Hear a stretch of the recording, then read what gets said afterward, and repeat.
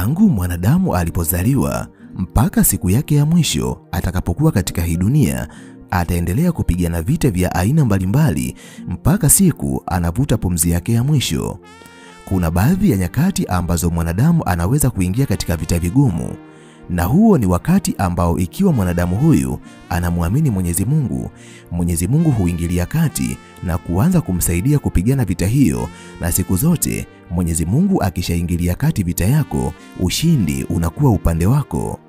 Katika video hii nitakwenda kukuambia ishara ambazo ukiziona katika maisha yako, ujue Mwenyezi Mungu mwenyewe ameamua kuingilia vita yako dhidi ya watesi au wabaya wako, au katika wakati mgumu ambao unaopitia katika maisha yako. Kama na wewe ni moja kati ya binadamu wanaotamani kujifunza kuhusiana na jambo hili, basi video hii imetengenezwa mahususi kwa ajili yako.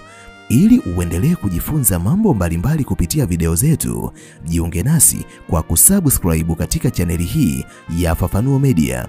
Hapo utakuwa wa kwanza kupata video zetu pindi tunapoziweka kwenye chaneli hii.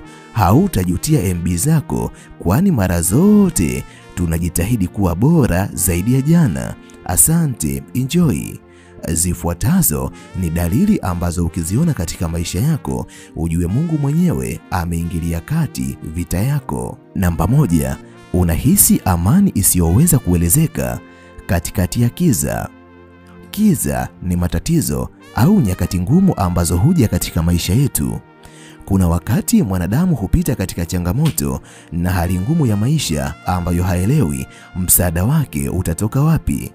Huu ni wakati ambao baadhi ya wanadamu huamua kuyakatisha maisha yao. Ni wakati ambao baadhi ya wanadamu pia huamua kuingia katika matumizi ya madawa ya kulevya. Lakini baadhi ya binadamu hujikuta wakikata tamaa kabisa ya kuishi kwa sababu wanaamini hawawezi kuvuka salama katika nyakati ngumu ambazo zimekuja katika maisha yao. Pengine na wewe ni mmoja kati ya watu ambao wapo katika nyakati hizi, katika hali ambayo hauelewi ni kitu gani ambacho unatakiwa kukifanya. Kitendo cha kumwomba Mwenyezi Mungu ama kulitaja jina lake, ndani ya moyo wako unahisi kuna amani ambayo imezaliwa ghafla na hauelewi chanzo chake ni nini. Huenda ndani yako ulikuwa na msongo wa mawazo, ulikuwa na huzuni kubwa, lakini ghafla huzuni yote inatoweka. Msongo wa mawazo uliokuwa nao unatoweka. Unahisi amani ya ajabu ambayo hauelewi amani hiyo imetoka wapi. Utakapoona ishara kama hiyo inakutokea ndani yako, ujue Mwenyezi Mungu ameingilia vita yako na anakwenda kulimaliza jambo lako muda si mrefu, na huo ni ujumbe wa siri ambao Mwenyezi Mungu ameuweka ndani yako, kwa sababu ukisoma kitabu kitakatifu Zaburi 46 mstari wa 10, Mwenyezi Mungu anasema, acheni mjue ya kuwa mimi ni Mungu. Na mara nyingi Mwenyezi Mungu anapenda kujidhihirisha katika nyakati ambazo akili zetu zimefikia kiwango cha mwisho cha kutafuta majibu. Hapo ndipo Mwenyezi Mungu anahitaji kuonesha yeye ni nani katika maisha yetu. Namba 2, mambo yanabadilika ghafla bila uelewa wako wa kibinadamu. Zipo baadhi ya nyakati ambazo mwanadamu anaweza akawa anapigana na maisha magumu ambayo anayapitia katika maisha yake, na huu ni wakati ambao mwanadamu anaweza kupoteza hata tumaini la maisha. Lakini katika hali ambayo mwanadamu haelewi imekuwaje katika maisha yake, anashangaa ghafla milango ya mafanikio inaanza kujifungua maishani mwake. Anapojiuliza ni kitu gani ambacho kinatokea katika maisha yake, haelewi. Katika ufahamu wa kibinadamu anashindwa kuelewa imekuwaje, lakini anashangaa vitu vyote ambavyo alikuwa anatamani vitokee katika maisha yake vinatokea, na tena vinatokea kwa ukubwa kushinda hata kiwango ambacho alikuwa anajikadiria. Endapo ishara kama hiyo itajidhihirisha katika maisha yako, ujue huo ni mkono wa Mwenyezi Mungu ambao unashughulikia mambo yako. Mwenyezi Mungu ameamua kukupigania wewe bila hata wewe mwenyewe kujua.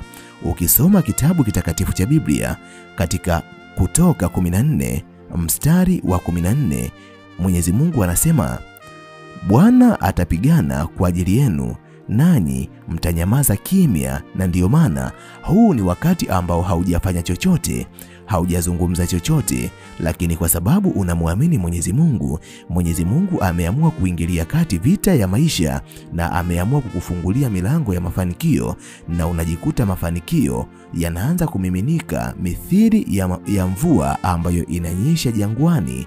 Na hivyo ishara kama hii ikijidhihirisha katika maisha yako, huu ni wakati wa kumshukuru Mwenyezi Mungu kwa sababu ni yeye ndiye aliyeingia kukupigania vita ya maisha. Namba 3, wapinzani wako wanashindwa au wanatokewa na vizuizi ambavyo vinapelekea washindwe kuendelea kupambana na wewe. Mwenyezi Mungu anapoamua kuingilia kati vita ambayo unapambana na watesi wako, kwa kuwa wewe unapigana vita vya haki, Mwenyezi Mungu anakuwa upande wako. Kwa sababu hiyo, wale watu ambao wanajaribu kupambana na wewe, Mwenyezi Mungu anaamua kupambana nao yeye mwenyewe. Hapa ndipo utaona Mwenyezi Mungu akiwawekea vizuizi mbalimbali. Kila aliyejaribu kukuelekezea silaha hizo zitageuka na kumgeukia yeye mwenyewe. Jambo ambalo unatakiwa kulijua utakapoona ishara kama hizi, ujue Mwenyezi Mungu ameamua kuingilia kati vita ambayo watesi wako wanajaribu kupambana na wewe. Namba 4, unapata msaada katika hali ambayo haukuitarajia. Zipo nyakati ambazo mwanadamu anapokuwa katika matatizo, changamoto za maisha au vita dhidi ya watesi wake, na wakati huo mwanadamu anajikuta amekata tamaa kwa kuamini kuwa hatoweza kusimama tena, huenda mwisho wake ukawa umefika. Wakati mwanadamu anapowaza hivyo, ghafla anapokea msaada ambao haelewi kwa akili za kibinadamu msaada huo umekujaje. Mara nyingi unaweza ukawa msaada wa fursa ambazo mwanadamu hakuzitarajia kama zinaweza kuja katika maisha yake. Au wakati mwingine unakuwa ni wakati ambao mwanadamu alikuwa katika matatizo fulani, amejaribu kupambana kwa akili zake za kawaida lakini imeshindikana, lakini katika hali ambayo haelewi imekuwaje, anajikuta akitokewa na mtu ambaye mtu huyo anakuja kumpa msaada ambao unakuja kuyaokoa maisha yake, hali ya kuwa alikuwa ameamini ameshashindwa. Hali kama hiyo inapotokea maishani mwako, ujue ni hali ambayo imetengenezwa na Mwenyezi Mungu mwenyewe, ni msaada kutoka mbinguni. Kwani wakati mwingine Mwenyezi Mungu huwatumia watu ambao ni watu wake kwa ajili ya kuja kuwasaidia binadamu wengine. Wakati mwingine pia Mwenyezi Mungu huwatumia malaika ambao huja kwa maumbile ya kibinadamu katika maisha yetu na kuja kutuokoa katika nyakati mbalimbali ngumu. Hivyo, ishara kama hii ikijitokeza kwenye maisha yako, mshukuru Mwenyezi Mungu kwa sababu ni yeye ndiye aliyekuja na kuyasaidia maisha yako. Namba 5, binadamu wanaopambana na wewe wanaanza kushindwa, nawe unaanza kuona ushindi hatua kwa hatua katika maisha yako. Yapo maandiko katika kitabu cha Warumi 8 mstari wa 31 yanayosema, kama Mungu yupo upande wetu, ni nani atakayekuwa juu yetu? Hii inamaanisha kama tukimwamini Mwenyezi Mungu, hakuna mwanadamu anayeweza kutushinda akatuweka chini alafu yeye akawa juu yetu.